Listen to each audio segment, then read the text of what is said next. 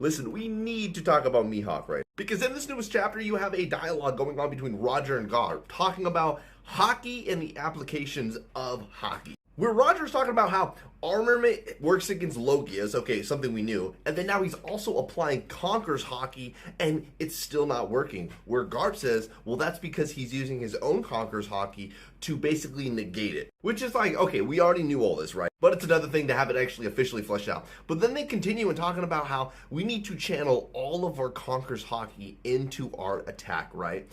And they say this thing very specifically, and we'll see in the Viz translation, but they say we need to channel all of our mass into it. Because if hockey is equivalent to mass and you can apply your hockey to your weapon, like your swords, right, then wouldn't that also make your attacks more massive in scale or have more weight behind it? Which, if that is the case, then a black blade, right, is the highest version of that. And well, this is where the Mihawk conversation goes off. Or as of recently in the community, it's he who shall not be named. And I mean, don't even get me started on like this theory, which is crazy. But the entire argument between Mihawk and Shanks is that Mihawk is a better swordsman because it requires skill, whereas Shanks has stronger hockey and lacks sword skill. So in a 1v1 as a swordsman, Shanks comes underneath. But if he overwhelms Mihawk with his hockey, then he takes the W.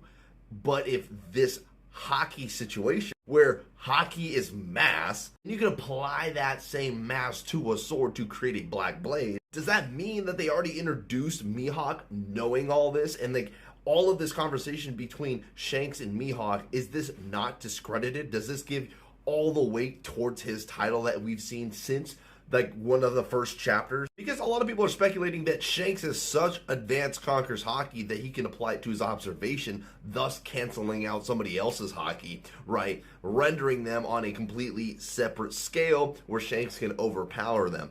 But does that even affect Mihawk? If he's already a master at applying hockey, which we know now is weight, we'll see when the translation comes out, and then applies it to his black blade, and I mean, we already have the title of the strongest, then it seems to me that it doesn't affect Mihawk, and Mihawk could probably win against Shanks, if not anybody, in a fight.